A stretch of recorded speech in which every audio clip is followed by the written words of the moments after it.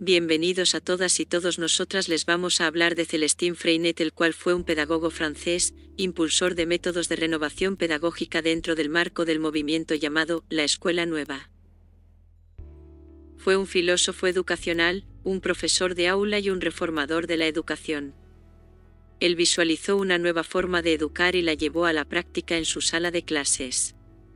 Su genialidad consistió en introducir innovaciones en la sala de clases y haber sido capaz de crear un movimiento y los recursos pedagógicos que permitieron una amplia diseminación de sus ideas y prácticas. Una herida en el pulmón, que sufrió durante la Primera Guerra Mundial y de la cual nunca se recuperó, sería en sus palabras el punto de partida de su enfoque innovador, que otorgó a los estudiantes el lugar que habitualmente ocupaba la voz del maestro. En 1920 comenzó a trabajar como profesor en la escuela rural de Bar-sur-Loup, en el sur de Francia. Este fue el escenario donde Freinet iniciaría su revolución educativa, introdujo la imprenta en la escuela e inició un movimiento de carácter nacional mediante sus artículos en la prensa profesional y política. Además, participó en los congresos internacionales de la Nueva Educación. Su ideal pedagógico se construye en la formación de los niños y niñas como ciudadanos libres y democráticos. La democracia de mañana se prepara en la democracia en la escuela. Un régimen autoritario de escuela no puede formar ciudadanos demócratas. Hay que hacer mención que Célestin dentro su pedagogía en los niños, los cuales para él, una vez ya entrando a la escuela, traían sus preguntas, su propia experiencia de los niños, sus ganas de jugar y, sobre todo, su curiosidad. Por lo tanto, la respuesta es que los niños la encuentran en el medio donde ellos se desarrollan. Gracias a todos los medios que se tienen. Una disposición de los niños, algo muy importante de la pedagogía de Freinet, es que el aprendizaje es acorde al ritmo de cada alumno.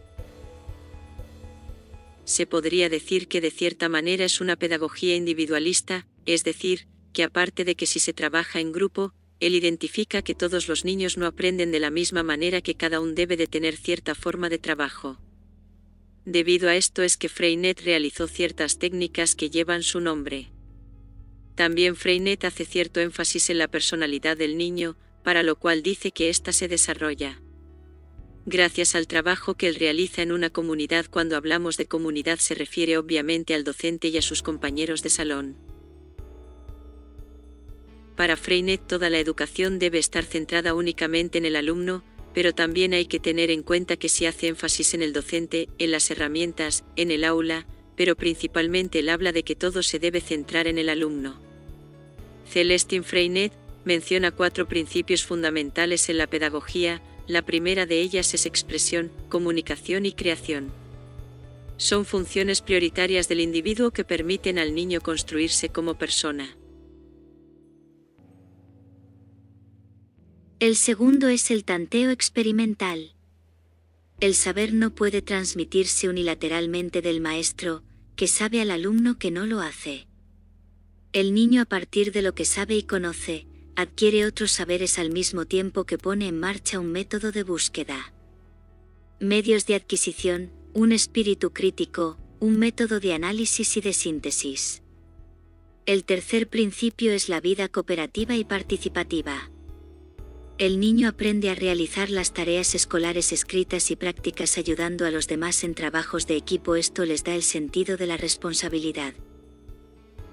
Y el cuarto principio es la relación escuela-vida. Las enseñanzas parten de la observación de la vida cotidiana.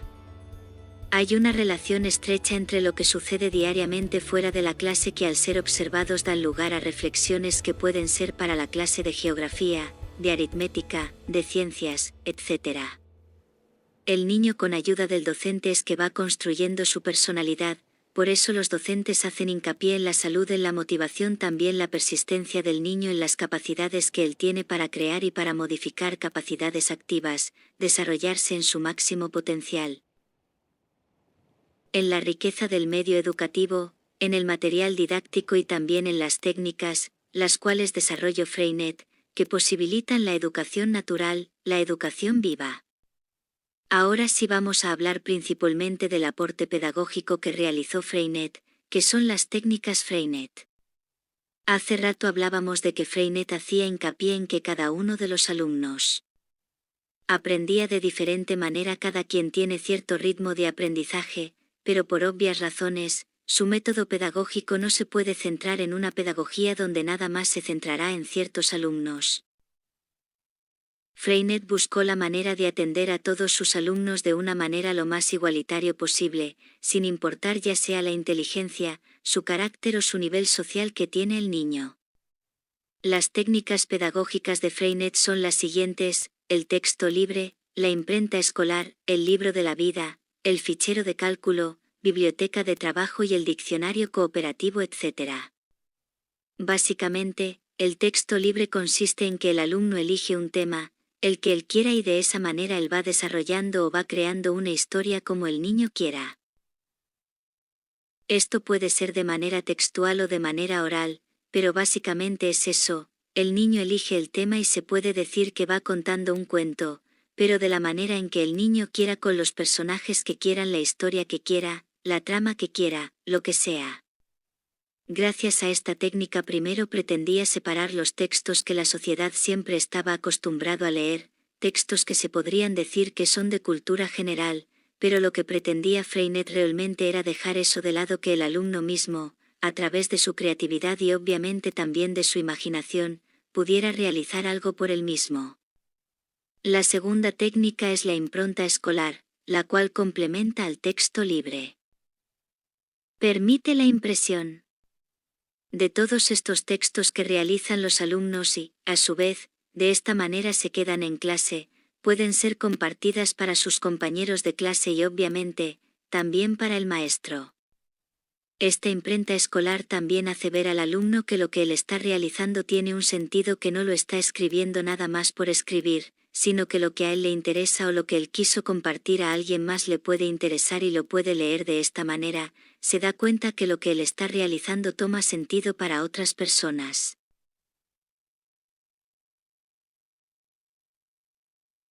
Los alumnos también van ilustrando estos textos.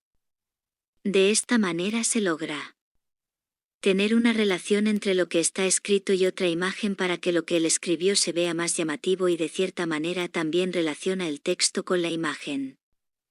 Estos textos son expuestos en clase por los alumnos. La adhesión de otros maestros a las técnicas Freinet dio origen a otra de sus técnicas, la cual es la correspondencia escolar, que básicamente es un correo donde se puede enviar una carta, un dibujo o un texto o lo que sea, hacia otra persona. De esta manera, los alumnos podían enviar cartas o podían enviar textos a otros alumnos o a niños de otras escuelas. Prácticamente, es algo así como un correo. Después de todo eso fueron surgiendo otras técnicas, por ejemplo, el fichero escolar, el fichero de cálculo, la biblioteca de trabajo, el diccionario cooperativo, etc., y todas estas técnicas constituyen la base sobre lo que se desarrolló la enseñanza activa, la cual menciona que los alumnos deben estar en constante actividad, pero también la finalidad de estas técnicas es que el alumno no esté haciendo una actividad por hacerlo, sino que tenga un trasfondo. Es decir, que si está realizando X actividad, pueda desarrollar su motricidad o pueda desarrollar su personalidad, así como desarrollar sus conocimientos en matemáticas, etc.